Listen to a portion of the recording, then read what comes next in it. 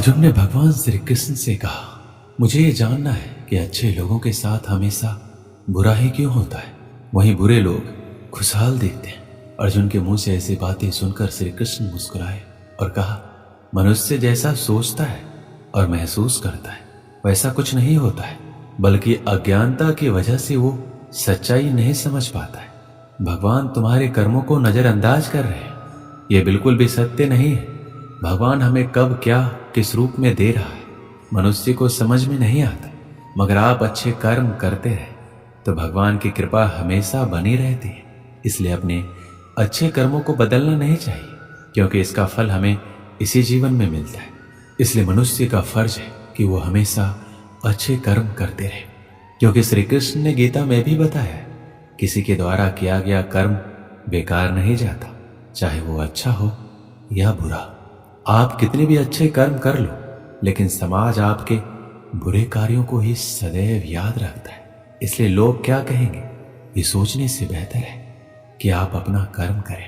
जन्म लेने वालों के लिए मृत्यु उसी प्रकार निश्चित है जितना कि मरने वालों के लिए जन्म लेना। इसलिए इस विषय पर शोक मनाना व्यर्थ है।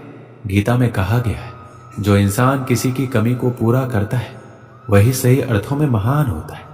तुम्हारे साथ जो हुआ वह अच्छा हुआ, जो हो रहा है वो भी अच्छा है, और जो होगा वो भी अच्छा होगा। गीता के अनुसार जिंदगी में हम कितने सही हैं और कितने गलत हैं ये केवल दो लोग ही जानते हैं, एक परमात्मा और एक दूसरी अंतरात्मा। जब तक शरीर है तब तक कमजोरियां तो रहेगी ही, इसलिए कमजोरियों की चिंता छोड़ो और जो सही कर्म है उस पर अपना ध्यान लगाओ। श्री कृष्ण अर्जुन से कहते हैं, तुम भला क्यों रोते हो? तुमने जो खोया क्या वह तुमने पैदा किया था? आज जो तुम्हारा है वह कल किसी और का होगा, क्योंकि परिवर्तन ही संसार का नियम है। किसी का अच्छा ना कर सको तो बुरा भी मत करना, क्योंकि दुनिया कमजोर है लेकिन दुनिया बनाने वाला नहीं है। यदि कोई व्यक्ति विश्वास के साथ इच्छित वस्तु को लेकर नित्य चिंतन करता है तो वह जो चाहे वह बन सकता है। सच्चा धर्म यह है कि जिन बातों को इंसान अपने लिए अच्छा नहीं समझता उन्हें दूसरों के लिए भी प्रयोग ना करे। कोई भी व्यक्ति अपने विश्वास से बनता है, वह जैसा विश्वास करता है उसी अनुरूप बन जाता है। मन अशांत है और उसे नियंत्रित करना कठिन है, लेकिन अभ्यास से इसे वश में किया जा सकता है। मेरे लिए समस्त प्राणी समान है, ना कोई मुझे अत्यधिक प्रिय है ना ही कम, लेकिन जो मेरी भक्ति पूरे मन से करते हैं मैं सदैव आवश्यकता पड़ने पर उनके काम आता हूं। मन की शांति से बढ़कर इस संसार में कोई भी संपत्ति नहीं है। जो मनुष्य फल की इच्छा का त्याग करके केवल कर्म पर ध्यान देता है वह अवश्य ही जीवन में सफल होता है। जो व्यक्ति क्रोध करता है उसके मन में भ्रम पैदा होता है, जिससे उसका बौद्धिक तर्क नष्ट हो जाता है और तभी व्यक्ति का धीरे धीरे पतन होने लगता है। जब इंसान की जरूरत बदल जाती है तब इंसान के बात करने का तरीका बदल जाता है। जीवन में सफलता का ताला दो चाबियों से खुलता है, एक कठिन परिश्रम और दूसरा दृढ़ संकल्प। कठिन परिश्रम से बचने के लिए व्यक्ति को भाग्य और ईश्वर का इच्छा जैसे बहानों के बजाय चुनौतियों का सामना करना चाहिए।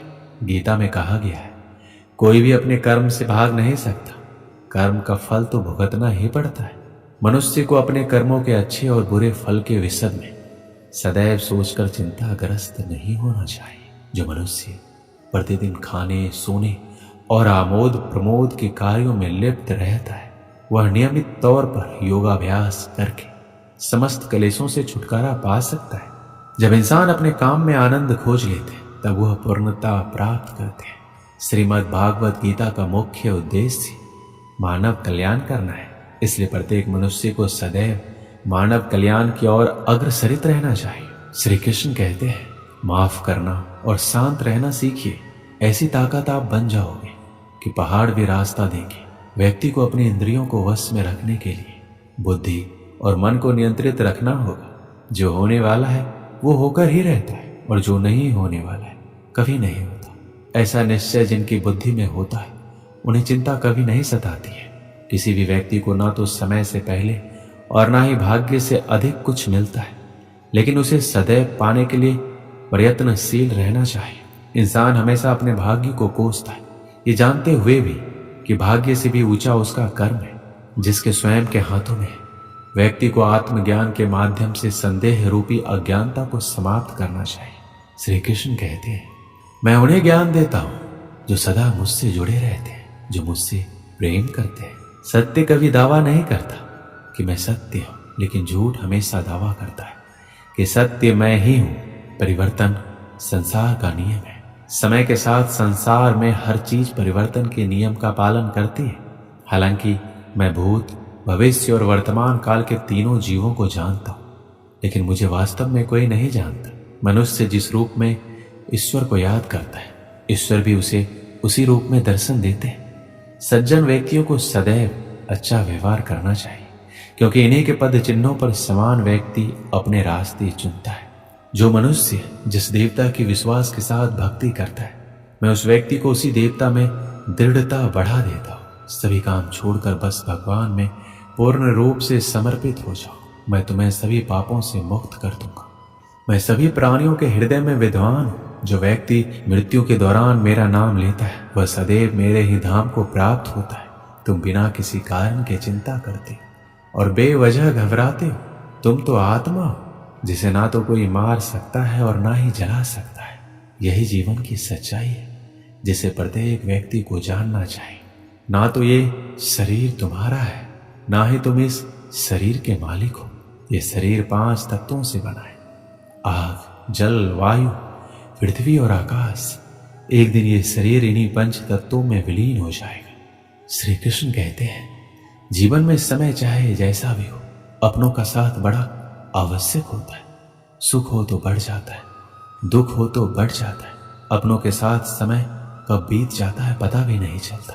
किंतु सोचिए, यदि आपको ऐसे किसी स्थान पर छोड़ दिया जाए जहां आपका कोई संबंधी ना हो, आपका कोई अपना ना हो, कोई मित्र ना हो, तो क्या होगा?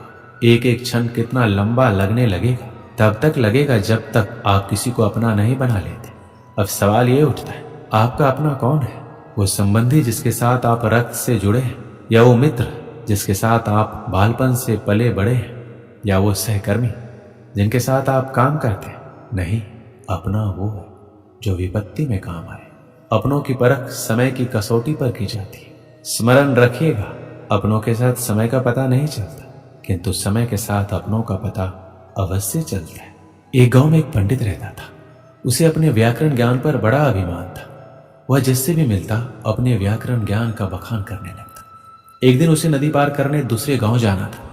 वह नदी किनारे पहुंचा और एक नाव पर बैठ गया। नाविक नाव खेने लगा। अपनी आदत अनुसार पंडित अपने व्याकरण ज्ञान का बखान करने लगा। उसने नाविक से पूछा, क्यों, क्या तुमने व्याकरण पढ़ा है? नाविक अनपढ़ था, बोला, नहीं पंडित जी, मैं तो पढ़ा लिखा ही नहीं हूं। मेरा परिवार तो पीढ़ियों से नाव चला रहा है। पंडित उसे नीचा दिखाकर कहा, ओह, बड़े दुख की बात है, तुमने अपना पूरा जीवन व्यर्थ कर दिया। नाविक को बहुत बुरा लगा, किंतु वह पंडित को कुछ उत्तर नहीं दे पाए। बस चुपचाप नाव खेता रहा। नाव मझधार में पहुंच गई।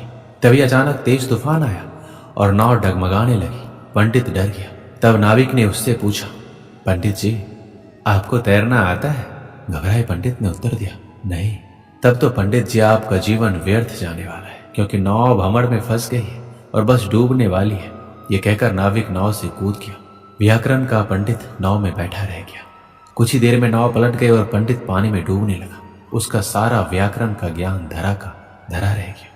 जान बचाने के लिए वह मदद की गुहार करने लगा। तब नाविक ने उसे बचाया और किनारे पर पहुंचाया।